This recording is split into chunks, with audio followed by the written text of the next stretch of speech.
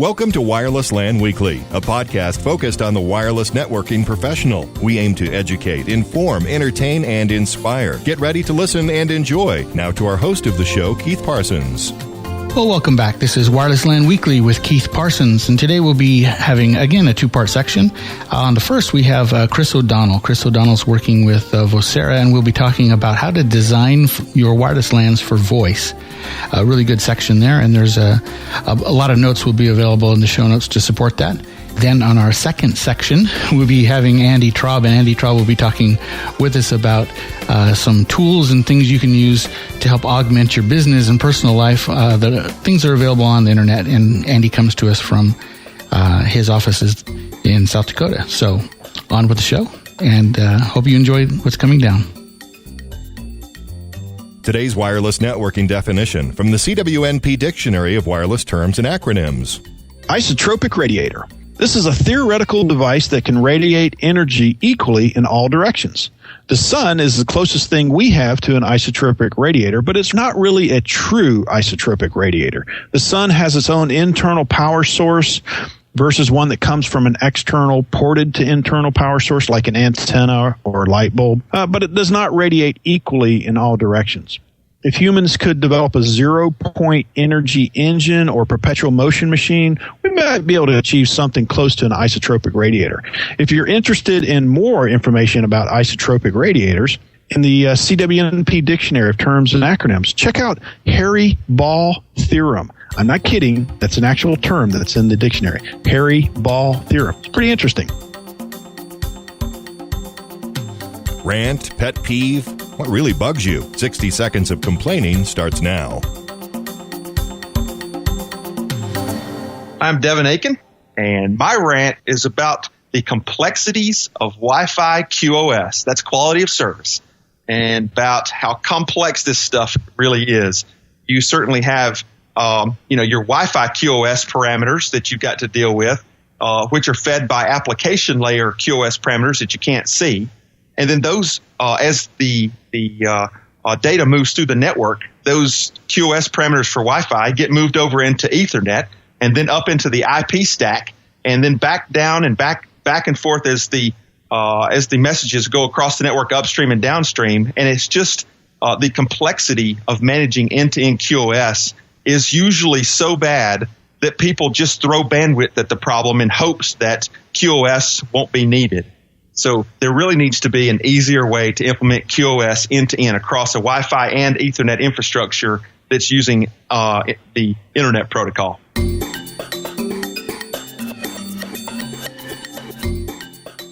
Things every wireless LAN professional needs to know. Gear up, buckle down, and stand by for the real techie stuff.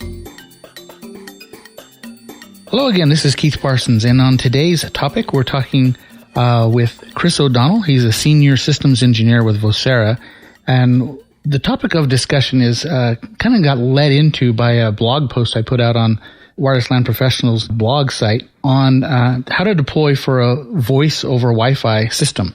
And so the topic of this discussion is called Preparing for a Voice Deployment.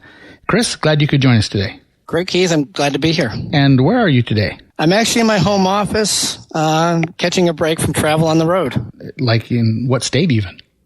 Oh, I'm actually based out of Syracuse, New York. Oh, nice up there. You got snow at this time?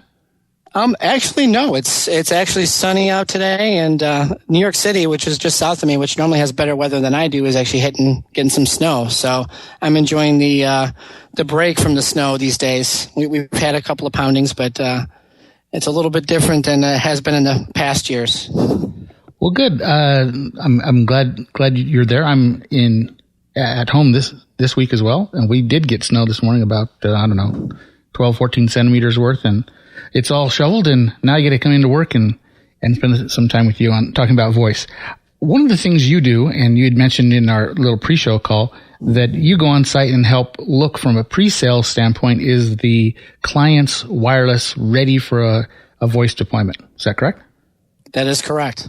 And one of the things that I've been teaching and doing in my consulting is trying to teach people that designing and measuring with only dB in mind is a mistake. dB is required, kind of like with a Cat5 cable. you must have connectivity. You have to send electrons down the copper. But just having connectivity is not nearly enough, because if that was the case, we'd be running on barbed wire.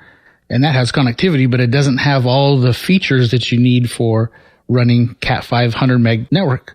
In wireless, the dB is required. You have to have radio signal strength there, but it's not sufficient. There's a whole bunch of other things. And so I wrote that article, and it has, 30 or 40 specific things to look for in designing your voice. But you've been on site with many, many clients. And what are the things you find that people didn't quite think of when they were doing their design, but they needed to in order for voice to work? Well, that's a great question, and it's a good point. dB and just looking at signal alone, I think those days are well in the past. And I do have a lot of customers that I go out and do pre-sale site assessments for, and they have planned for coverage only. And they have either higher gain antennas, they're using excessive power in the access point and using a lot less access points. And they say, well, we meet the coverage specification. I know for our product, it's the NEG 65 dBm, which is becoming more or less industry standard across all voice over wireless LAN clients. And as you can see, when we get out there, doing some data analysis and actually looking at the network, that is true most times. Is the signal is there, but SNR, which is extremely important, having not just a good signal but a quality signal, and the noise floor is excessively high, and because the APs are turned up to excessive power, with a voice client, you get into a power asymmetry problem. So we always have to tell the customer to plan. They need to plan for their networks at lower RF power, so a more microcell type of architecture, because of the fact that when you have that excessive power, the AP can reach the client, and the client can't reach the AP, which in data networks, which they mostly have deployed, before bringing voice on, it's not an issue, right? So that's probably one of the biggest things from a signal dB perspective that I see. So when you say excessive power, are you talking 100 milliwatts excessive or tens to excessive? No, I'm saying 100 milliwatts of power, full power on the access point. Our criteria, I know that we design to, and most other vendors out there design to, is roughly 25 to 30 milliwatts. That's what you want to plan for in your design, is to match the lowest power client on your network. And these days, we still find customers that are tuning up their networks or leaving the power excessive because they had a site survey way back in the day, that they're still running at extremely high power, which is full power of the access point, and even using higher gain antennas to try to get more of that coverage, more of that dB signal in all the areas that they need to specify that dB level signal. And that's what I see. Anything below, anything below 50 milliwatts is room for where voice can play nicely. But of course, in a perfect world, in the perfect RF world, if you can say if there is any, we want to try to match from an RF planning standpoint the power of the lowest power client on your network and the infrastructure as a minimum. Okay. And of course, tuning from there. And some of the other things you'd mentioned, one was beware of SSID WLAN counts. What do you mean by that? So one of the things I see, we have a lot of customers that are going with the controller-based architecture, and I know that multiple SSID functionality has been around for years, even in the autonomous world. But we're seeing a lot of customers out there today that have both old and new WLANs. They're using a lot of SSIDs. So pretty much every application that comes on the network requires its own specific SSID or VLAN to the network. And I think that gets a little bit out of control. I know we have different security mechanisms for different client support. So we have some clients that still can maybe only do WEP, which that's far and few these days. Everybody can do mostly WPA. The WPA PSKs, and of course the 802.1x EAP-based methods for higher encryption and mutual authentication schemes. So, looking at it right there, there'd probably be about 4 SSIDs to do some of the just different 802.11 security. But what we find is with all these SSIDs, each one of these needs to be advertised in the network. So we know from the basics of 802.11 that beacons happen 10 times a second, and they have to happen. That's the way the network advertises its presence to a client device. And by doing this, if you have multiple SSIDs, you got to remember you got to times that by 8, sometimes up to 16 We actually have customers that max out up to 16 WLANs or 16 SSIDs. And each one of those needs its own airtime to advertise the network. And that's 16 per AP per tenth of a Correct. second. So that is correct. Yeah. So in any one area, if you could see 6 or 8 APs, you're just getting inundated with those. Yeah. Absolutely. So part of your recommendation then is to pull that back to what? Just 3 or 4, whatever you need from a security standpoint? Yeah. So we recommend to customers that more is less, or less is more, And normally our recommendation is what we've seen as a good best practice at large enterprises. And we do have a lot of, I know speaking from my own deployments, anything less than 5 SSIDs is really good. Most customers are very successful, and these are large enterprises with multi-service applications that they're running on the wireless LAN. So it can be done. You do not need 8 to 16 SSIDs to accomplish the job. So normally 5 or less is best practice. Okay. Something else you mentioned a minute ago was what basic rates are being used. And in the old days, when we just had B, it was 1, 2, 5.5, and 11. And wasn't there a time where Vocera actually needed to have 1? Oh, yeah. Back in the day, we're looking at 802.11b technology, especially when regarding voice. Those clients like to see their management traffic at lower megabit data rates. Hence why we try to deploy our networks and manage them with using basic rates, normally 1, 2, 5, 5, and 11. So, of course, that's in B technology speak, and we're also seeing a proliferation of devices into the network now. So we have location tags, we have more voice clients coming on, and most of the voice clients now, including our badge, is now 802.11g capable. So running those low rates can affect channel utilization in a network. So even when using our older badge, I've had customers, tune up their beacon rates from 1 meg to 2 meg. Makes a big difference on the network. But today, we want to make sure that customers are designing their networks to a higher basic rate specification. So what I mean by that is going away from the 1, 2, 5, 5, and 11 megabit rates always, and maybe making only 11 megabit the only basic, quote unquote, 802.11 basic rate in the design. And that's only for reasons of guest networking. If someone brings a B client, they can still participate. But this way, you're sending your broadcast and multicast traffic at a higher rate set, which is going to decrease the overall channel utilization in the network. I know I've went into some, brand new networks that have been designed and built for 802.11n as recent.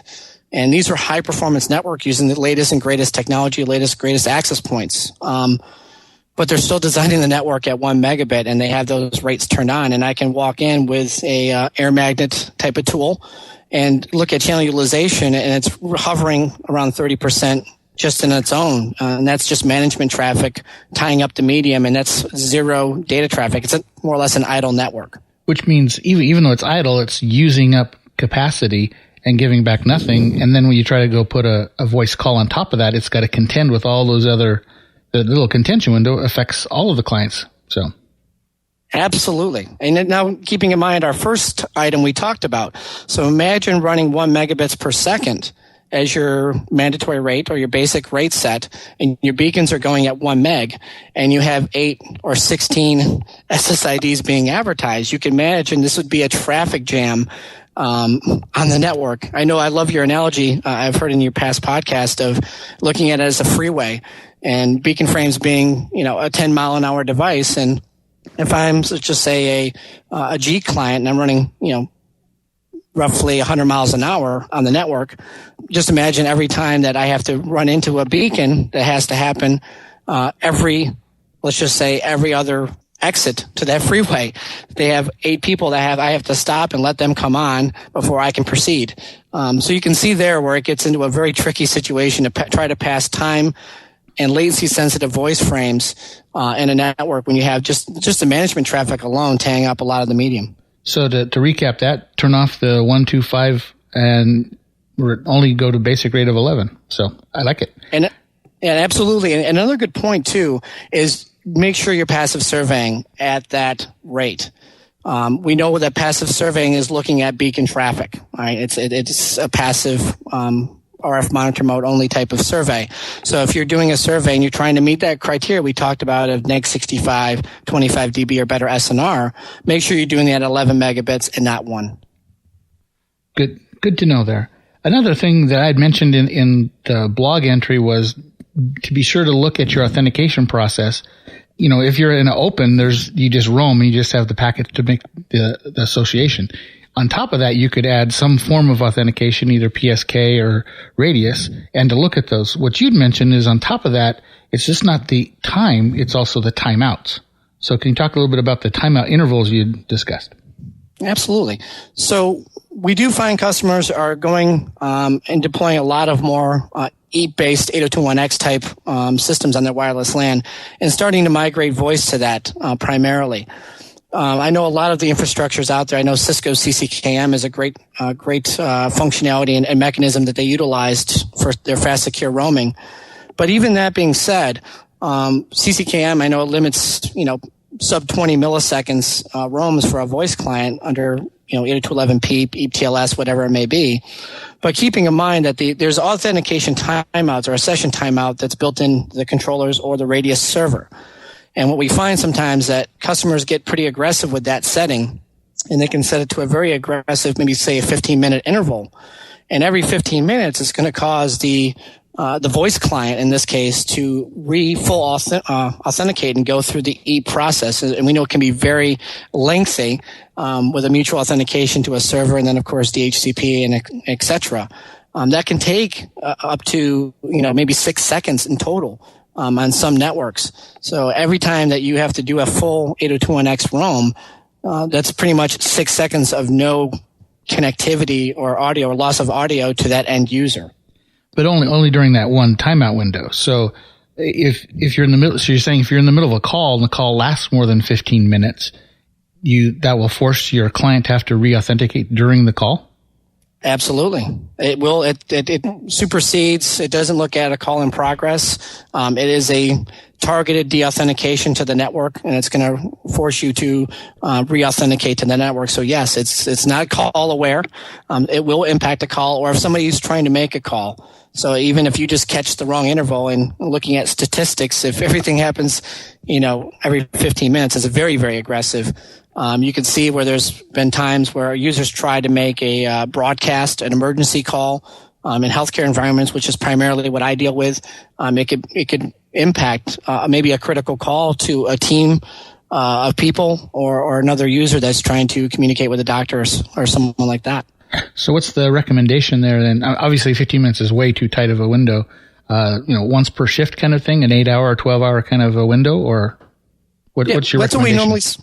Yeah, it's very important to use, when possible, of course, to use advanced, AES-CCMP type encryption mechanisms. I know that with the TKIP exploit out there, I know there's been a lot of recommendations, and that's, I think, some of where this has come from, pointed towards, let's make this a little bit more aggressive because of the TKIP exploit. But if that is the case, make sure you're using AES encryption. And I normally recommend, whatever the user may be, if it's a hospital using 8 to 12 hour shifts, excuse me, or if it's even retail or hospitality, look at trying to target those authentication timeouts for a given shift. So maybe they may encounter that once and not multiple times throughout the day. Good to learn that piece as well. One of the other things that we have to look at when we're designing wireless LANs in general, there's data designs, voice designs, and location designs. And I like to give the example that you're designing a different device for a different role. If you were designing cars, you could design for trucks or for race, sports cars, or for a family van. They all have 4 wheels, an engine, and a driver's seat, but they do different things. They have different design specs. And if you say, I want a data network, that's kind of like a truck. And once it's been installed, it's great, but it's not fair after it's been installed to come back and say, oh, by the way, yeah, we want to go 0 to 60 in 4 seconds. A voice. It has a whole different set of criteria, and we need to be sure to design for that criteria. Another one of the big criteria is the location. I give the example that location and voice sometimes have mutually exclusive design parameters. You'd mentioned something about that as well. What's your experience with designing around real-time location tracking and voice simultaneously? That's a great point. So we are seeing more of that today. But location is becoming very popular, and we know that the requirements for both voice and location are very similar. So if somebody has a location network, I'm already going in there with the good assumption that this is going to be close to voice grade. Some of the things I have seen in my experiences, though, and it's getting a little bit better, and this has been something still being encountered, is with location tracking, you definitely need more APs, because we need more APs to do triangulation of the client. And in coming with that, we also need to make sure that APs are, deployed more on the perimeter of the building. So you're not just seeing these APs strung down the hallways like we used to see in the past. These are, positive and negative things that come from this type of design. I personally like APs that are kind of one-off into patient rooms when possible, because I think it brings the multipath a little bit down than just having all the APs that are omni lined up in the hallway. Also, the other thing too, to be, very important to point out here is I've seen a lot of location services designs where they've completely moved all the APs to the perimeter and very, very, very few APs into the core of the building or even in the hallways, as an example. And what I found there is, from a voice client's perspective, is we find that we're always kind of roaming at the edge of a cell, because now the APs are turned down very low because location wants lower power, smaller cells to be more accurate in tracking a client. And with doing that, you're actually shrinking the cell down and actually making the partial overlap, and this is where it's very critical, you have to make sure you're maintaining your overlap or multiple AP signal in those hallways, because back in the day where we used to have voice clients go into a room and maybe have an anomaly, we're now seeing it moving to areas of, where they have a lot of traffic flow, like in the hallways, so that people are on a conversation communicating with a patient or a doctor. In this case, for a hospital example, you want to make sure that you're still making that sufficient overlap. Otherwise, you're causing excessive roams to the voice over wireless LAN client. And we know that can also, especially in a scenario with the 1X or someone who's using higher based EAP methods that can be more delayed in their roaming algorithms, that can have much of an impact. Besides the fact that you're kind of being stuck on the edge of a cell all the time, which we know is not good. We want to make sure that we can seamlessly roam from one AP cell to the next. So RTLS isn't bad. It's one of those things you have to bring into the equation to say, if we do need the perimeter sites for the RTLS, but we also need to make sure that we don't have the roaming zones right at the nurse's station. Absolutely. So that would probably be the biggest point, is RTLS is a good thing. The designs are a good thing. They have most times they have good positive impacts to the wireless LAN. But you just need to keep in mind that we still need to meet the criteria for voice. Make sure you have your appropriate overlap, or as we call multiple AP coverage. And also make sure that you're if you have to use a lot of access points and you have a building that has different RF environmental characteristics to it, make sure that not every AP is servicing a BSS. They have RF monitor mode that you can put on these access points. And I always related to my hospital customers as using the physician's creative "do no harm," and we do not want to do any harm to the network, because as we know in 2.4 we have very limited set of channels with only 1, 6, and 11, and from that standpoint we want to make sure that all the APs we're adding into this deployment for location services are not always causing co-channel interference to the deployment. So just careful planning. Absolutely, I have a lot of customers that use both. RTLS and location with voice, is just making sure that you follow those criteria, make sure the criteria is still being met, and kind of look at these anomalies that can happen sometimes when you move all your APs on the perimeter and not keep some of the APs in the hallways and staggering them appropriately. And then also, just to recap what you said there, don't be afraid of turning off some of the APs to not be servicing an SSID, but to still be doing its job for the RTLS. Absolutely. Another thing you'd mentioned was on some of the networks that you've seen, some people don't know actually how to mount the APs and antennas. What did you mean by not mounting things properly? Well, looking at it, I always look at things from the OSI model. And Keith, I know you're a big fan of the OSI model. So everything starts with layer 1. So, and with layer 1 coming into play here for RF, mounting the APs and antennas appropriately per the vendor specifications or per RF best practices. And I know that CWP's CWNE course really does an excellent job of, classifying and making that RF knowledge more clearly delineating that to the user that is pursuing that certification in this case. It's so important for reasons because depending on the antenna you're using, and most APs come standard with an omnidirectional antenna, you still see a lot of customers because of, ease of use. They can easily mount the omnidirectional antenna on the wall. Sometimes they move the AP to the side, so you have the antennas moving to a side pattern, so it completely changes the RF propagation from that antenna and how it's propagating, not so much on a horizontal pattern, but actually on a vertical pattern. And I know in networks, indoor especially, when we want to make sure that we have, we're looking at more at that horizontal plane than we are the vertical plane. And by doing that, it's extremely important that customers and, wireless LAN design engineers mount these APs correctly per the vendor specification and per how that antenna is going to propagate in that environment. Those on the back of, I'm not going to mention any brand, but a lot of APs have this. There's like a little keyhole that's cut out for a mounting plate. It's got, a little circle and a little slot coming off the top. Yep. One of my clients had those, all of their APs were mounted on the wall, which would obviously be 90 degrees away from where they're supposed to be. And the reason was, well, we looked at the mounting plate and don't you just put those 2 screws on the wall and hang it? And it was all based on the little mounting slot that made them think that they hung on the wall. And when we surveyed and showed the difference of the coverage pattern when it's horizontal versus vertical patterns, huge difference. They went, oh, these are supposed to be on the ceiling. And it was just, It was a little simple error. And in their mind, it all came down to the mounting bracket. And if someone had just shipped them or had ordered the mounting bracket to hang it on the grid, they would have mounted on the grid. It was just that simple of a thing. And so a lot of our installers don't actually know what the antenna patterns are. They just look at the device. So I like that idea. So the other thing too is, this seems kind of fundamental, and we've talked about it. But how does this relate to voice? Is a lot of customers ask me, or people have asked me in the past, is you got to look at, okay, we talked about coverage, the importance of having quality and good coverage, but having the APs mounted in this way is going to cause nulls in your deployment. The RF propagation is going to be suboptimal.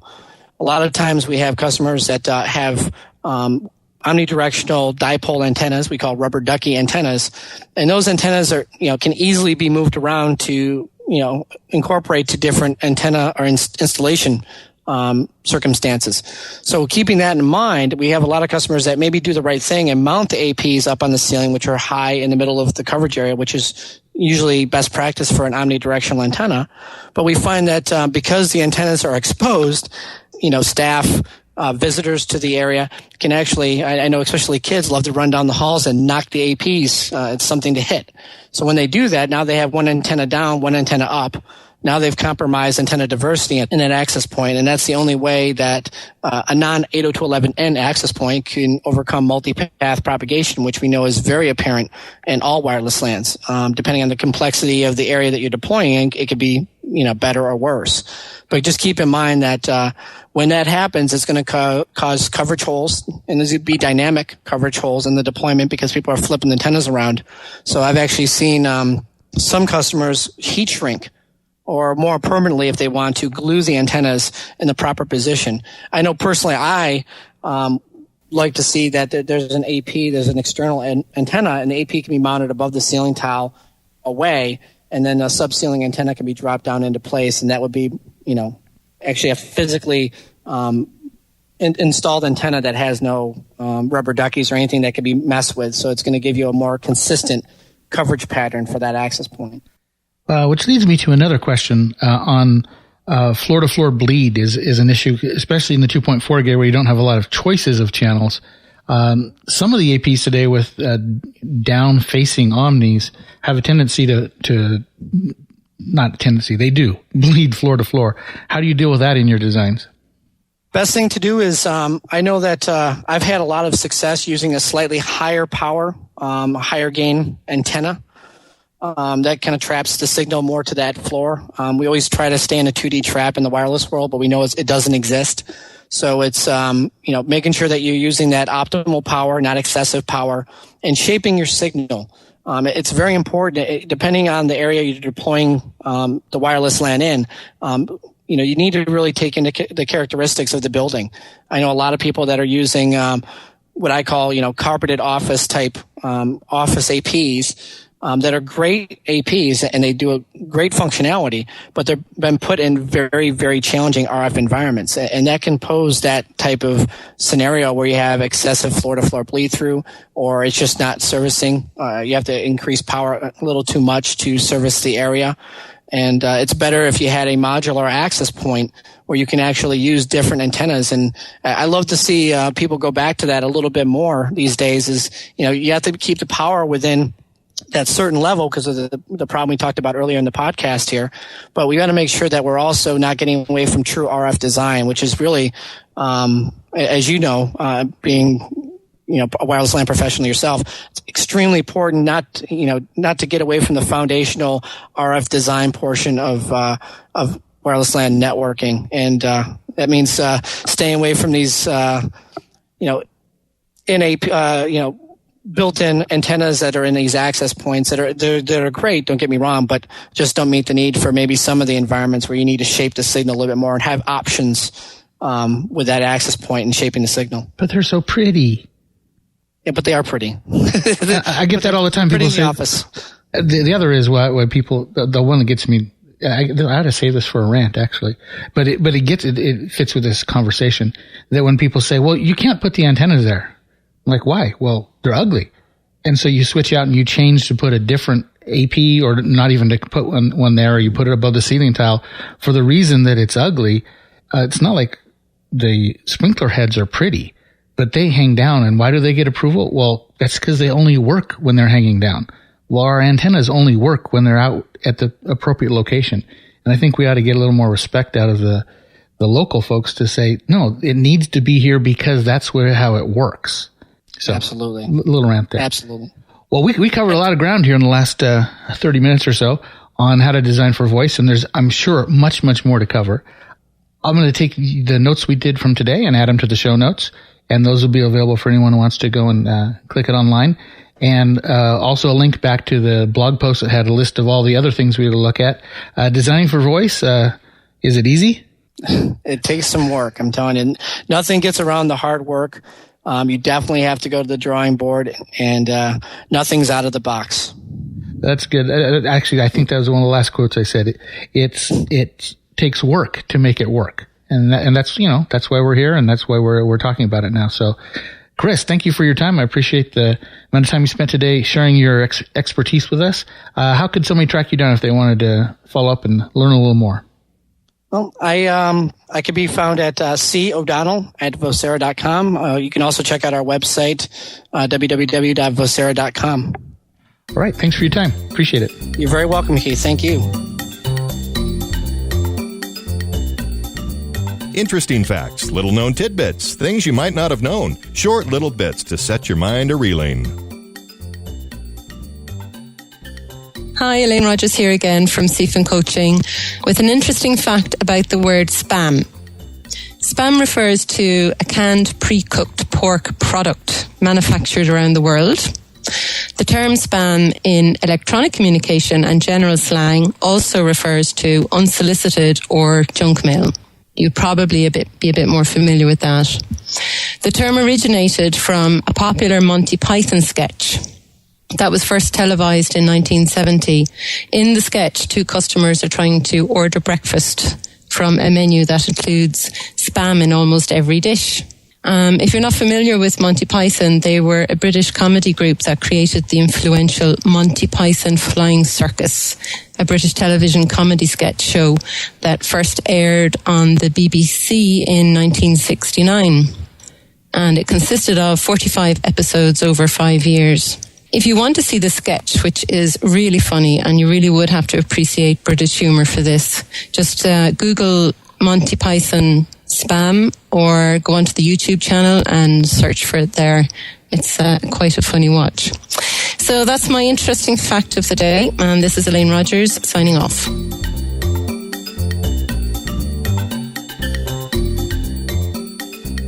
Hey, being a professional means more than just knowing the technical. Now it's time to soften up and talk about the non-techie side for a minute. Slow down, put your feet up, and listen up to these items to help you on the professional side. Enjoy.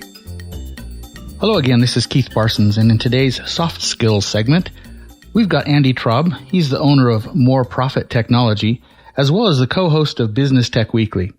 I listened to a bunch of his training sessions from Technology for Successful Business, and wanted to invite him on to share some information to us about tech tools that make his business life better. Having heard Andy on a lot of other podcasts and listening to him on his training sessions, I know he can share with us a lot of really good tips and tricks about Google Mail, Google Docs, Firefox, etc. So welcome to the show, Andy. I'm excited to be here. I feel like I'm in a very intelligent audience listening to me right now. So I try to listen to the tech part of your podcast, the non-soft part, but you guys are just too smart for me. I doubt that. But it's good stuff. I have to tell you that. So, well, I'm glad you could come and join with us today. So what do you do as part of More Profit Technology to help share tech with other people? Well, generally, I have a business contact me that needs help with one of two things. One is cutting costs by finding more or less expensive tech tools to run their business, or two, increasing profit using some of the tech tools that I know and have a knowledge of and expertise in. So, there's some businesses I'm working on right now, and it's just as basic as, assembling an e-newsletter list and creating sort of e-newsletter campaigns. And it's other things, companies are paying a lot for services that frankly they don't need to pay hardly anything for or anything at all.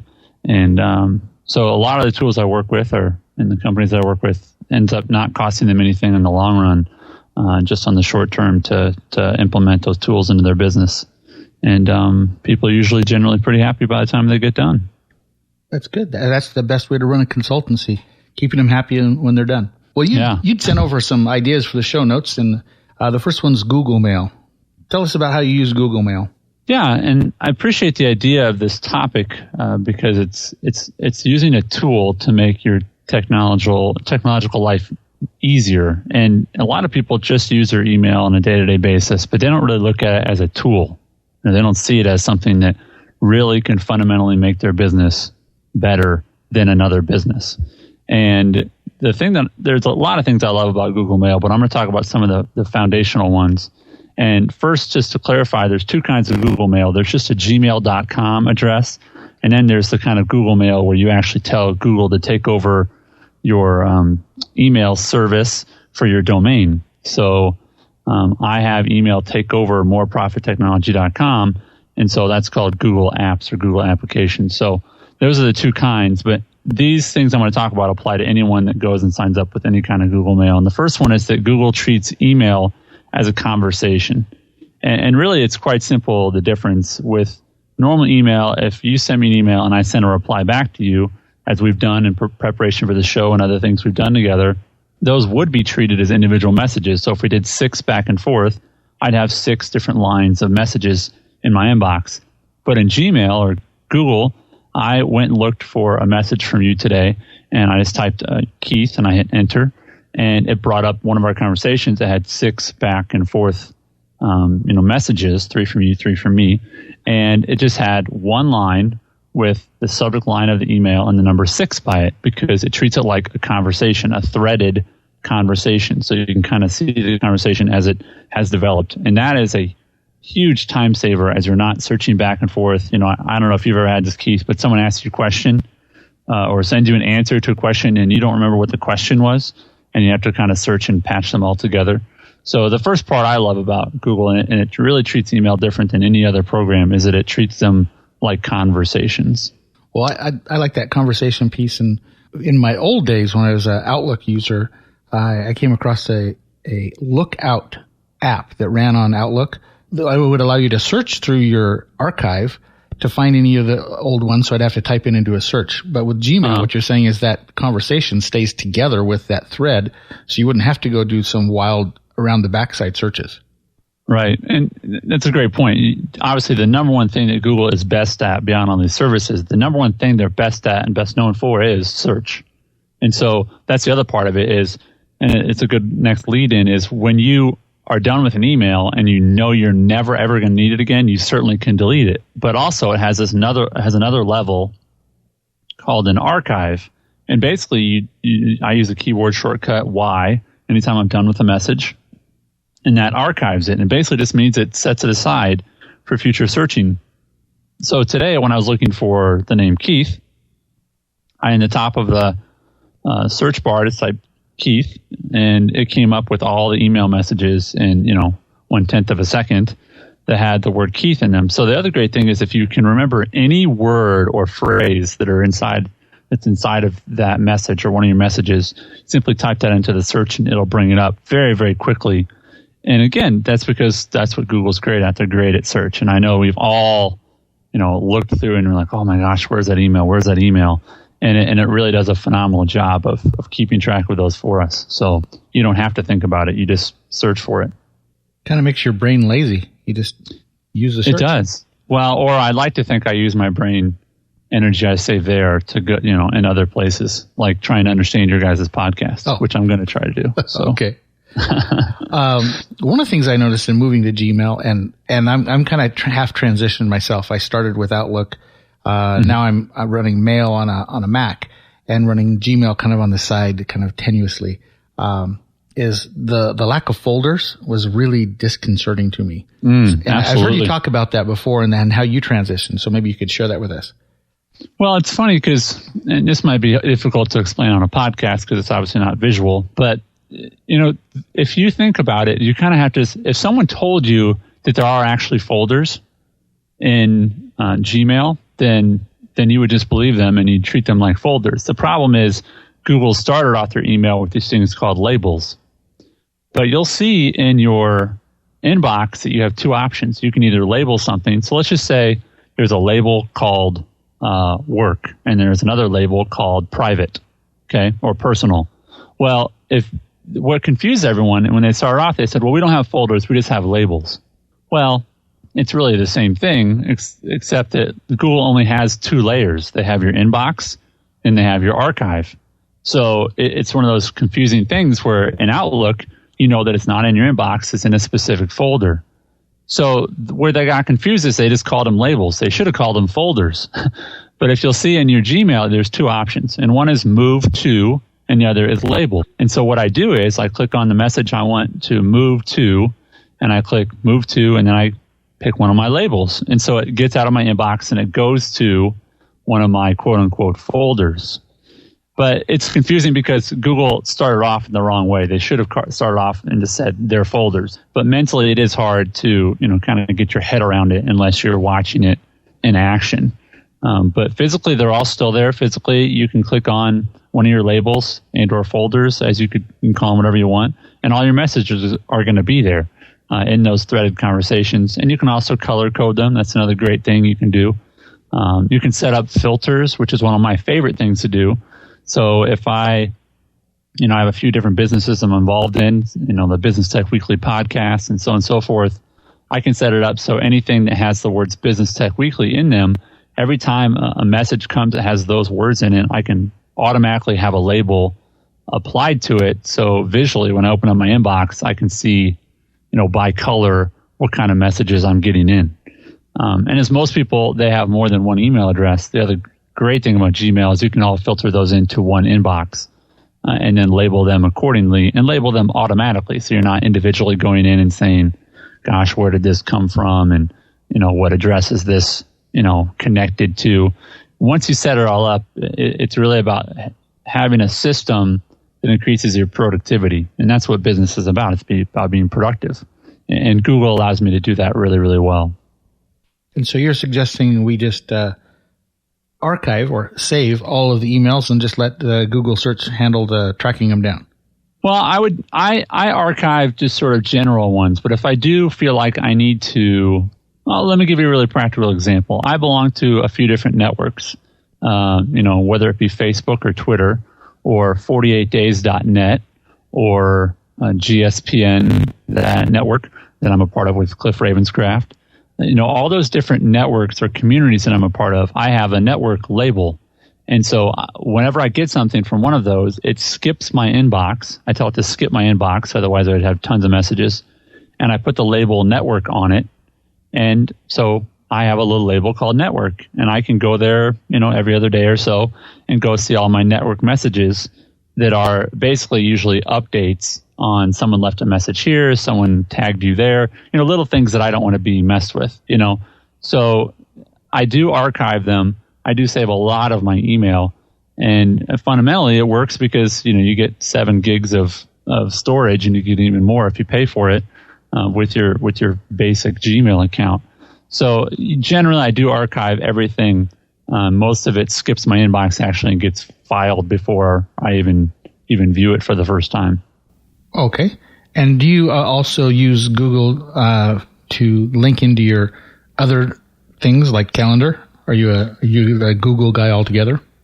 I am pretty much a Google guy altogether. And the reason being, there's a couple. One is obviously they are connected to each other in such a way that, right from my inbox, my email inbox, I can see my calendar. I can see my, my contacts, obviously. I can see a chat box that I can chat with other people that I'm connected with, instant messaging. And I can see other documents that I have as part of my Google Documents. So right in that main window, I'm going to be able to see a lot of things that are going to make me more productive to where, otherwise I'd just skip to other pages. So you certainly get a lot of those with Outlook, but mine obviously is different because it's web-based, and that is a huge, I think, advantage over Outlook when it comes to being able to back up and so on and so forth. One of the biggest confusions that people have or fears about all web-based email is, what if my web connection doesn't work? And that's a very good question, one that Gmail and Google has solved by enabling you to have offline Gmail, offline calendar, and offline Google Documents. And basically you sync those with your computer. You have to enable it. And then you sync it with your computer. And if you ever do lose your connection and you try to open up your email, it'll open up. But just like Outlook would without an email connection, it's just going to show your past messages. It's not going to pull in any new messages. It's not going to send out any old messages. But you could work on a plane or things like that. Absolutely. Yeah. And I've done that. It works it still opens up in a browser, and you really feel like you're working in your normal email, but it just doesn't send or receive anything until it finds an internet connection again. But they're not all stuck in cyberspace, which is people's great fear. Well, if you had any of your clients who are like starting on Exchange, because a lot of our audience are Outlook writing on top of an Exchange server, and transition them over to Google or the other way around, what's your experience? Yes, it's usually people moving away from Exchange servers. The biggest draw is price. It's $50 a year per email address, and they're guaranteed 99.9% uptime. Google Mail has gone down. It's gone down in 2009. I can't tell you how many times it went down, but I know in the second half of the year there was 2 or 3 weeks that it went down once or twice, and so it was at off work hours, non-peak work hours for the U.S., but it certainly did. And frankly, I think that's just the nature of email. I mean, Exchange servers go down as well, but the cost is I think one of the most competitive parts and draws to the mail system beyond all the other obvious advantages of having a web-based client versus having to lug around and pay for desktop software. The biggest draw, frankly, that I've had for folks, and it's companies that started and grew and just didn't have a healthy place to manage their email. They didn't have a network administrator that felt comfortable managing their email. And managing the Google email as an administrator is very, very simple. They've made it very, very simple. So, you can restrict access to people within your network. You can, such as if I want to share documents with other people outside the network using my Google Documents, as an administrator, I could restrict that. So you can't share outside information. So there's a lot of people that I think are drawn to Google, and I think Google's making a big push to, replace a lot of those Exchange services that are a lot more expensive. So have you used Google calendaring pieces to replace Exchange Calendar as well? I haven't specifically worked with anyone to replace those calendar systems. I've gone more from the individuals who were trying to use different calendaring systems, whether it be Outlook or Hotmail or, all those different pieces, and really bring them underneath one roof. But I can tell you that as a calendar user, and as are the people I've switched over to it, the thing they like the most about it is the ability to have multiple calendars in one place in a really seamless way to share those events. And again, Google is not the answer and be all and end all of this solution, but I just found in my solution and in the business I've worked with that the cost is a major draw to them, and secondly, that they are not having to manage it themselves. And I think probably lastly, maybe most importantly, Keith, is that the learning curve on these things is very short. There's just it doesn't take a lot of figuring out to be able to manage a Google Calendar. They make it pretty intuitive, and they're changing it, fairly often to tweak and make it even more usable, which I appreciate too as an end user. Do you also use Google Documents? I do, and I'm starting to actually use them a little bit less. And Google Documents now has the ability to, and just for those who don't know, it is just basically a suite of documents like Microsoft has. They just call them different, different. Instead of Word, it's just Google Doc. Instead of Excel, it's Google Sheet, I think is what it's called. And so they have this suite of documents that are tied into. If you have a Gmail account, you have a Docs account. In case you didn't know, and I do use them a lot. They've expanded them to where you can upload any kind of file to Google Documents, an MP3 file, things like that, and just as a shared service space.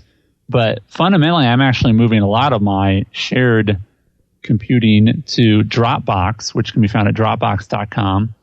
And it's a free service, so no, I'm not an affiliate because free doesn't pay you anything on affiliates. And Dropbox is great because it really does the same thing that Google does, but I think it's a even more simple and robust answer to sharing documents, because you can put anything you want in a folder on your desktop, any computer you have, up to 2 gigs in size. They'll give you 2 gigs for free. And you can then upload that folder to any other computer you have. And whatever action happens in one folder, it's automatically synced with all the other folders. And so if you are working on other versions of something, and you can do a shared folder, Keith, you and I could do a shared folder on Dropbox and within our Dropbox profiles, and anything you put in there, I have access to, and vice versa. So again, the Dropbox option is, I think, 2 gigs for free right now. And there's a paid service, I think, for 50 gigs for like $10 a month. But that service works great if you're looking to share, non-Google type documents with someone, a long distance. The other part is honestly just in my own home. We have computers upstairs and downstairs. I'll have a Dropbox, and instead of emailing something, I'll just put it in the Dropbox. I'll go upstairs, open the Dropbox folder, and it's there. Now, again, I know some people are, maybe your audience is, wise enough to set up networking and shared so on and so forth in their shared drives in their own home, and that's great. But, a very simple solution for a lot of people is to use something like a Dropbox, which, frankly, as I understand, it doesn't slow down my computer very much at all, as a lot of people are concerned about when it comes to backup.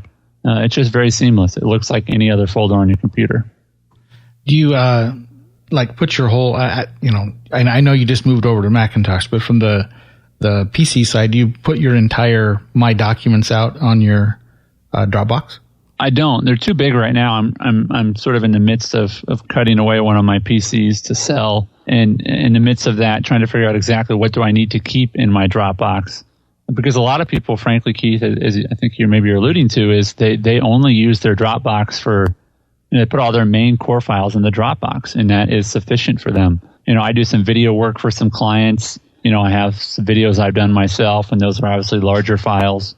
And I have some, large pictures and such. So a lot of those aren't going to fit in a Dropbox sort of situation. But, I really would like to have it to where, all my files that I'm working on that are sort of at the top of the heap can be kept in a Dropbox.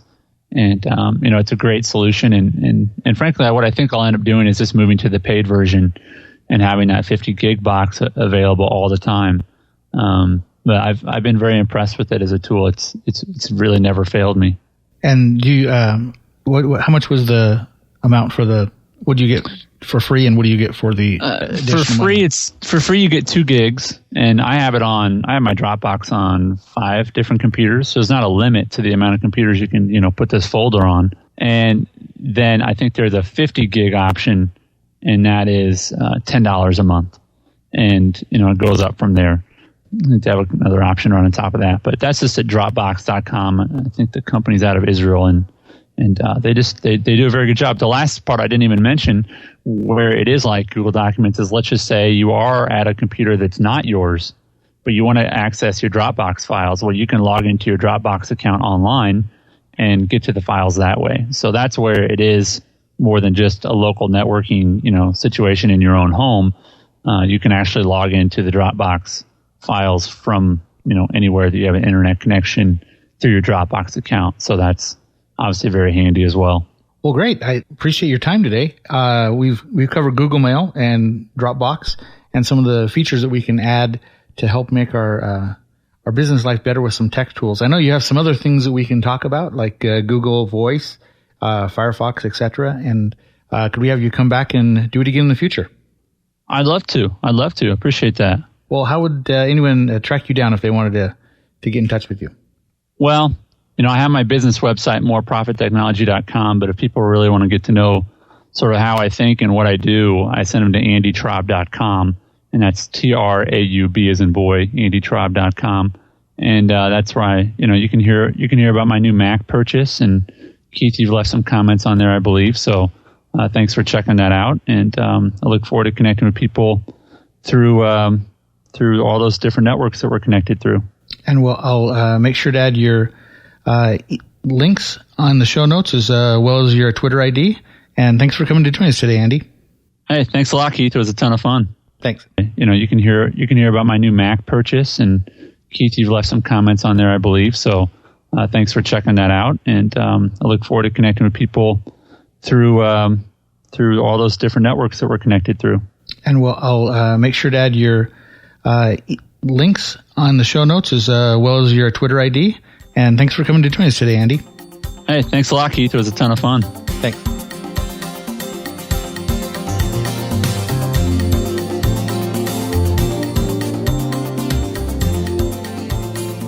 Well, welcome back. And here it is, end of another weekly episode. This is episode 10. We're glad you were able to come and join us and spend some time. I know out of your busy schedules, hopefully you found something useful to do with your time as you were listening, driving, walking, working on the treadmill, whatever. We're glad that you spent some time, and glad that we can share this time and expertise with you. We are grateful to our co-hosts today, Chris O'Donnell and Andy Traub, and appreciate all the efforts they did. And again, if you'd like to leave feedback, you can leave feedback at wirelesslandprofessionals.com. We welcome any and all ideas and thoughts. And if you have any questions that you'd like, we're starting to launch a new podcast on Wireless LAN Answers, and we're always looking for good wireless LAN questions, and we'll bring in some expert hosts to help us answer those questions. So if you have any wireless questions, go ahead and send those to the feedback address as well. Thanks, and we'll talk with you next week. Wireless LAN Weekly, a podcast focused on the needs of wireless LAN professionals. We look forward to your feedback. Please leave your comments at the bottom of the show notes, or email feedback on the show can be sent to feedback@wirelesslandprofessionals.com. If you'd like to leave a voicemail feedback, just call 24/7 and leave a message at 1-801-481-9018. Until next time, this has been another production of wirelesslandprofessionals.com, a place to educate, inform, entertain, and inspire.